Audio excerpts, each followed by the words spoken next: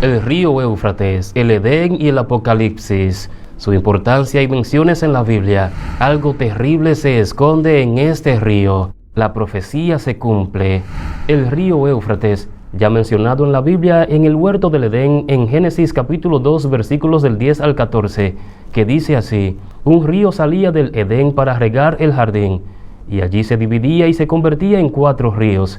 El nombre del primero es Pisón, es el que fluyó alrededor de toda la tierra de Ávila, donde hay oro, y el oro de aquella tierra es bueno. Bebelio y piedra de ónice están allí.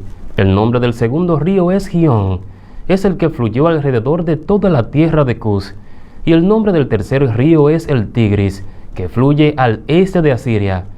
Y el cuarto río es el Éufrates. Sobre este río estaban famosas ciudades del mundo antiguo como Babilonia, Nippur y Ur. Era el límite nordeste de la tierra prometida a Israel, como así también la frontera oriental del Imperio Romano.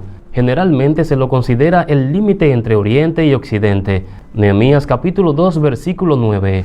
Pero también encontramos en Apocalipsis capítulo 9, versículos del 13 al 14, que dice: el sexto ángel tocó la trompeta, y oí una voz de entre los 4 cuernos del altar de oro que estaba delante de Dios, diciendo al sexto ángel que tenía la trompeta: desata a los 4 ángeles que están atados junto al gran río Éufrates. Detrás del río Éufrates se esconde una revelación, aunque muchos consideran el libro de Apocalipsis complicado. Así que acompáñeme hasta el final para que lo entienda.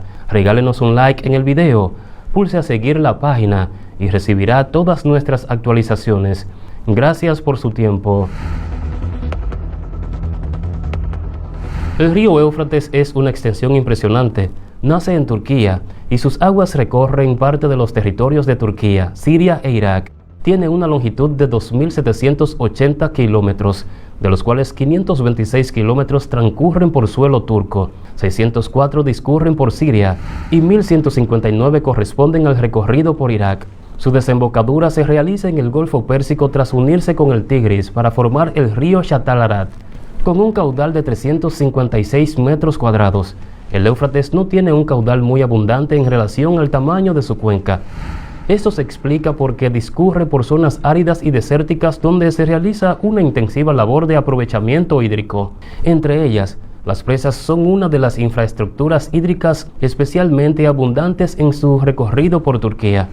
La amenaza de que el río Éufrates se seque es uno de los grandes temores de las comunidades de Oriente Medio, especialmente para Irak, que está situada al final del recorrido del río Éufrates, tras pasar este por Turquía y Siria. En la historia de la humanidad, el río Éufrates ha cumplido objetivos impresionantes que han marcado la historia del mundo. El río Éufrates tuvo su nacimiento original en el huerto del Edén. Es hijo de un brazo impresionante que brotaba en medio del huerto. El río central, o la fuente de agua central, estaba en medio del huerto, y al salir a la superficie de la tierra se repartía en 4 brazos. Génesis capítulo 2, versículos del 10 al 14. 2 de estos ríos que hemos leído aquí ya no existen, fueron completamente borrados por probablemente la inundación del diluvio.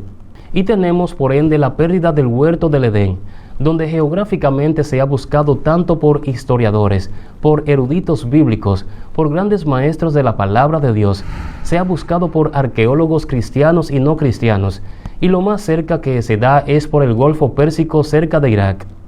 El Éufrates nace de esta impresionante fuente que estaba en el centro del Edén. Es muy importante que el Éufrates fuera parte del huerto del Edén en un principio. Ahora bien, cerca del Éufrates apareció por primera vez el pecado y también la mentira de la serpiente antigua, como dice Génesis capítulo 3 versículo 2. Si se dan cuenta, donde estuvo la serpiente del Génesis, ahí mismo obviamente estaba el Éufrates. Todo esto nos está diciendo que había presencia espiritual ya desde sus orígenes. El Éufrates siempre ha estado rodeado de presencia demoníaca, de ángeles caídos y de luz, y que algo les atrae a los espíritus malignos para habitar cerca del río Éufrates. Probablemente haya esa mentalidad en los espíritus malignos de que allá, en el Edén, fue su más grande victoria. Fue allá donde derribaron al hombre, a la mujer, donde los incitaron al pecado, y es muy probable que por esas causas vemos tanta presencia demoníacas y de ángeles caídos cerca del río Éufrates. Hasta la fecha, el Medio Oriente está repleto de espíritus malignos. Se puede notar en el trato que recibe la mujer en Medio Oriente. La tratan como si fuera nada, y lo que antes fue un bello jardín, ahora es un ancho e inmenso desierto. Cerca del río Éufrates, en el Edén, nace el pecado, pero más tarde en Génesis capítulo 4 versículo 8 ocurre la primera muerte. Y dijo Caín a su hermano Abel: salgamos al campo. Y aconteció que estando ellos en el campo, Caín se levantó contra su hermano Abel y lo mató. Estamos viendo aquí que por primera vez en la historia aparece la muerte. Cerca del Éufrates se construyó también la Torre de Babel. Génesis capítulo 11. Fue en la Torre de Babel donde se originan las religiones, las filosofías, es decir, toda fuente religiosa proviene de Babel. Génesis capítulo 11, 9 dice: por eso a la ciudad se le llamó Babel, porque fue allí donde el Señor confundió el idioma de toda la gente de la tierra, y de donde los dispersó por todo el mundo. En Génesis capítulo 15 al versículo 18, Dios determinó que las fronteras de Israel llegaran hasta el Éufrates. En aquel día hizo Jehová un pacto con Abraham diciendo: a tu descendencia daré esta tierra, desde el río de Egipto hasta el río grande, el Éufrates. Aún así, Babilonia representa a Babel. Lo más cerca que podemos decir que estuvo la Torre de Babel es Babilonia. ¿Y dónde es Babilonia hoy en día? Irak. Irak es el actual Babilonia. Ahí estuvo la Torre de Babel. Apocalipsis capítulo 18, versículos del 1 al 3, dice: después de esto vi a otro ángel descender del cielo con gran poder, y la tierra fue alumbrada con su gloria, y clamó con voz potente, diciendo: ha caído la gran Babilonia, y se ha hecho habitación de demonios, y guardia de todo espíritu inmundo, y albergue de toda ave inmunda y aborrecible, porque todas las naciones han bebido del vino del furor de su fornicación, y los reyes de la tierra han fornicado con ella, y los mercaderes de la tierra se han enriquecido de la potencia de sus deleites. En este pasaje notarán que en Babilonia, es decir, Babel, por donde estaba el Éufrates, estaba cargada de presencia demoníaca. Algo atrae la presencia demoníaca en ese lugar. Esto es debido a la gran victoria de Satanás sobre Adán y Eva y sus hijos al introducir el pecado y la muerte en este mundo. El sonido de trompeta en el Antiguo y el Nuevo Testamento en aquellos días anunciaba catástrofes o guerras terribles que se avecinan. Apocalipsis utiliza mucho la expresión trompeta, dándonos a entender que algún evento de categoría y naturaleza trascendente tomará lugar en el mundo. Y lo podemos ver en este sexto ángel cuando toca la trompeta. Apocalipsis capítulo 9, versículo 14. Diciendo el sexto ángel que tenía la trompeta: desata a los 4 ángeles que están atados junto al gran río Éufrates. Es bueno aclarar que estos ángeles son criaturas reales, espirituales. Estos ángeles no son naciones como algunos teólogos han querido decir. No son naciones, son ángeles. A un ángel de Dios se le dice: desata los 4 ángeles que están atados junto al gran río Éufrates.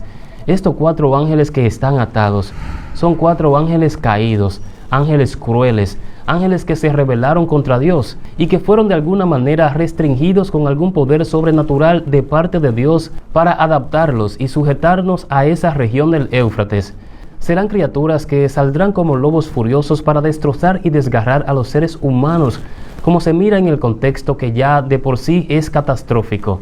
Además, el término desata a los 4 ángeles, esa palabra desata, nunca se aplica a los ángeles de Dios, a los ángeles que son libres.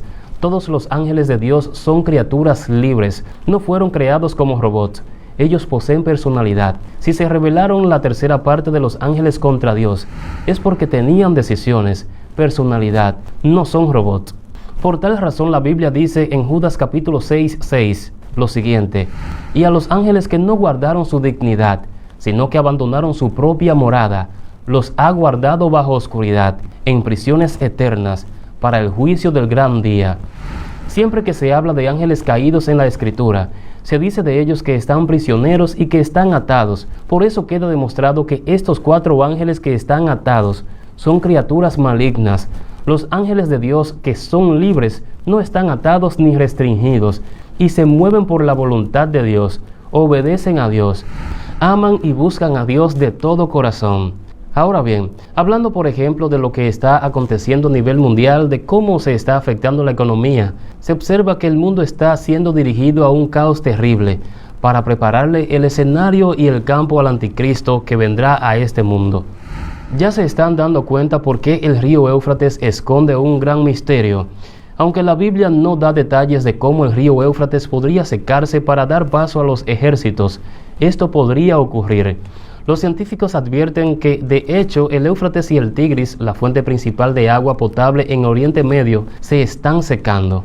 El motivo sería la manera incorrecta como Irak, Turquía y Siria utilizan las aguas de los ríos para la agricultura.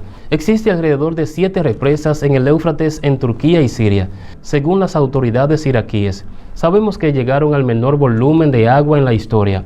Algunos creen que pronto podría ser la mitad de lo que era, y no parece haber signos de recuperación de sus cauces. Los funcionarios turcos dicen que las aguas del Éufrates y el Tigris nacen en Turquía, lo que les da derecho para desviar el agua y construir represas para el desarrollo de la región. Mientras los gobiernos discuten, el río continúa secándose. Según los datos recopilados, siguiendo este promedio, no pasará mucho tiempo hasta que las cauces queden completamente secas y puedan pasar en seco los ejércitos del Armagedón. Gracias por ver el video. Le invito a compartirlo en sus redes sociales, regalarnos un like, pulsar a seguir la página para que reciban todas nuestras actualizaciones. Nos veremos en la próxima. Dios les bendiga.